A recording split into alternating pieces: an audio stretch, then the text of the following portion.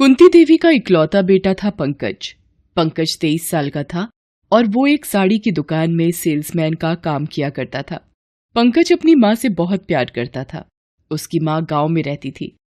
वो 10 दिन पहले ही पंकज की जिद पर गांव से उसके पास रहने आई थी, क्योंकि पंकज अपनी माँ की आंखों के मोतियाबिंद का ऑपरेशन शहर में ही कराना चाहता था। माँ, परसों मिली है आपके ऑपरेशन की तारीख। कुछ दिन बाद आप फिर से पहले की तरह देख पाएंगी। अरे क्या जरूरत है पैसे बर्बाद करने की। पैसे जमा करके रख बेटा, अब तेरी शादी होगी, बहू आएगी। पैसे तो बाद में भी कमा लूंगा माँ। अगर आपको दिखाई देना बंद हो गया तो अपनी बहू को आप कैसे देख पाएंगी? पंकज की बात पर कुंती मुस्कुरा कर रह गई। इधर कुछ दिनों से शहर में कोरोना ने अपने पैर पसारने शुरू कर दिए थे। हर दिन टीवी पर लोगों के मरने और इस बीमारी की चपेट में आने की खबरें आ रही थीं। कुंती भी बहुत चिंतित थी, लेकिन पंकज को तो हर दिन काम पर जाना ही पड़ता था। पंकज साड़ी की दुकान पर बैठा है। उसके सामने कुछ औरतें बैठी हुई हैं। अरे क्या बात कर रही हैं बहन जी, ये जो पीस है ना, मार्केट में कहीं भी चले जाएंगे आपको नहीं मिलेगा। ऐसा क्या है इसमें? बहन जी ये देख रही हैं, इस साड़ी पर जो जरी का महीन काम किया हुआ है ना, पूरा हाथ का काम है। मशीन का इस्तेमाल इसमें बिल्कुल नहीं होता। एक बार आप इसे पहनेंगी ना तो सबकी नजर आप ही पर होगी। लेकिन दाम तो ठीक ठीक लगाओ। देखिए बहन जी, हम लोग 2 नंबर का काम नहीं करते, इसलिए एक दाम पर ही चीजें बेचते हैं। हाँ, लेकिन एक गारंटी देते हैं हम कि एक बार जो आप हमारे यहाँ से खरीदारी करती हैं तो फिर बार बार आप यहीं आएंगी। पंकज को चीजें बेचना बहुत अच्छी तरह से आता था, इसलिए उसका मालिक भी उससे बहुत खुश रहता। उसी दिन जब सभी लोग लंच कर रहे थे, तभी उन्हें टीवी के माध्यम से ये पता चला कि कोरोना के बढ़ते केस के कारण कल से लॉकडाउन लग जाएगा। उस रात पंकज जब घर पहुंचा तो उसकी तबीयत थोड़ी खराब लग रही थी। वो जाकर बिस्तर पर लेट गया।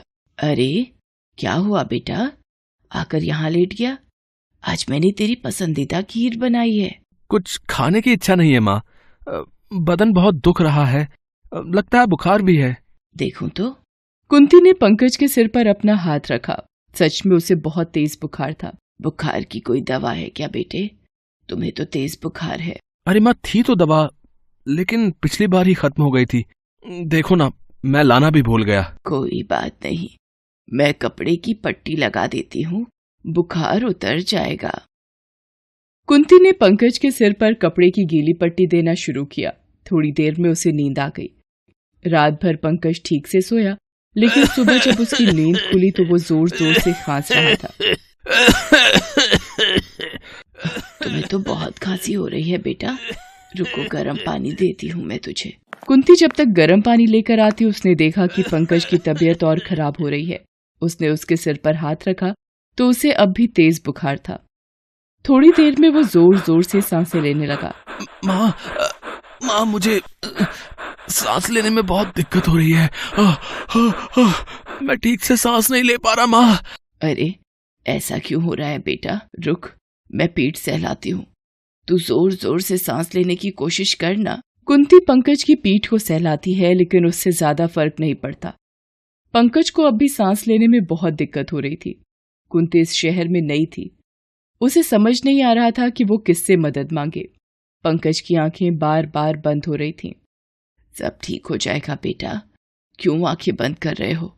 माँ है ना पास में, मैं तुम्हें अस्पताल ले चलती हूँ।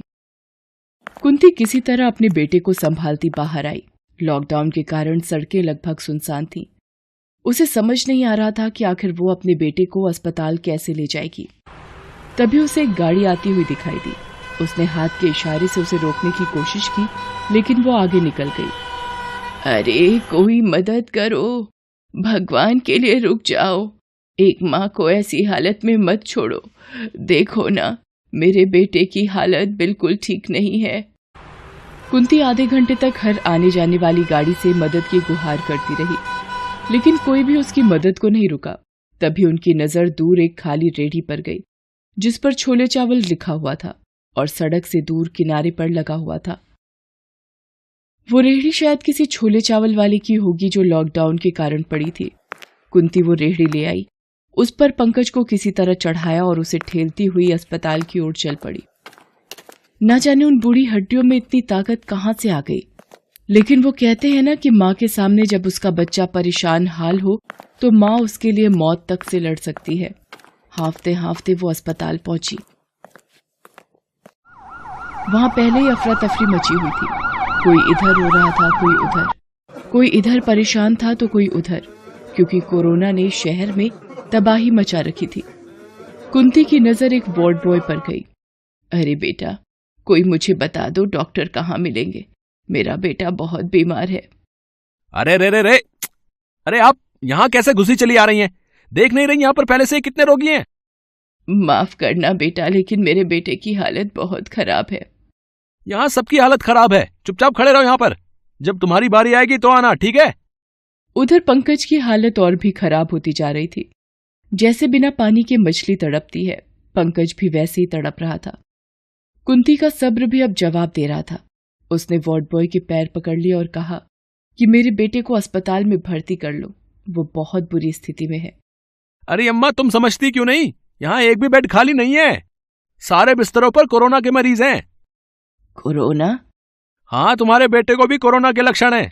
वो तो उसे देखकर ही मुझे पता लग गया था। देखो, बिस्तर तो कहीं नहीं मिलेगा। इसके लिए ऑक्सीजन के सिलेंडर की व्यवस्था कर दो, नहीं तो शायद ये नहीं बचेगा। क्योंकि मैंने आपके बेटे जैसे कई मरीजों को ऑक्सीजन के अभाव में मरते हुए देखा है, इसलिए कह रहा हूं। वार्ड बॉय की बात सुनकर कुंती की आंखों में आंसू आ गए। उसका शरीर अनजाने भय से कांपने लगा। उसका चेहरा पीला पड़ गया।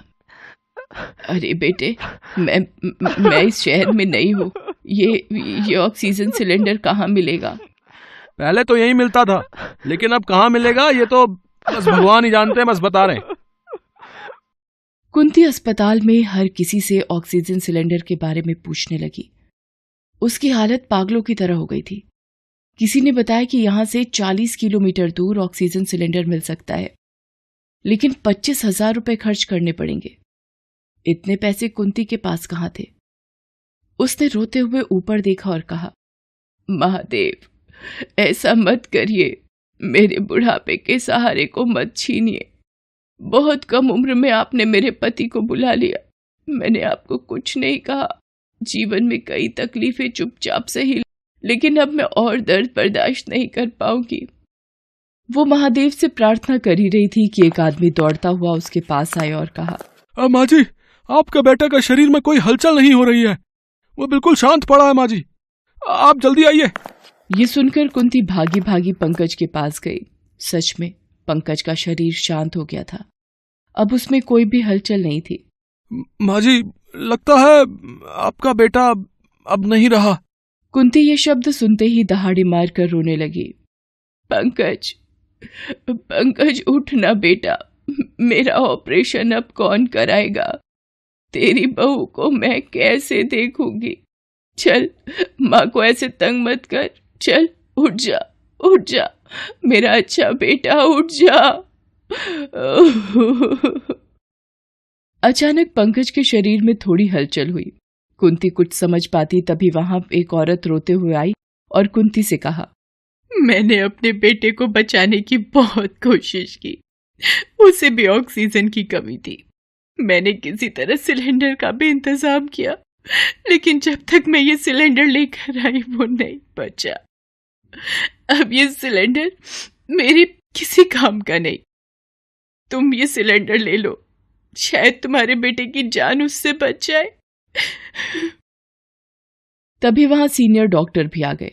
उन्हें सारी बातों का पता लगा तो पंकज का इलाज तुरंत शुरू हुआ। ऑक्सीजन का सपोर्ट उसे दिया गया। 24 घंटे बाद उसकी हालत में सुधार होने लगा। 7 दिन बाद उसे अस्पताल से छुट्टी मिल गई। एक गरीब मां ने एक ऐसी लड़ाई लड़ी जो किसी इंसान के खिलाफ नहीं, एक वायरस के खिलाफ थी। लेकिन मां की दुआओं की शक्ति के आगे शायद वो वायरस हार गया। लेकिन हर एक इंसान भाग्यशाली नहीं होता, इसलिए इस शक्तिशाली और अदृश्य दुश्मन से सावधानी से लड़ें। मास्क पहनें, सैनिटाइजर का इस्तेमाल करें, तभी हिंदुस्तान जीतेगा, कोरोना हारेगा। Thanks for watching.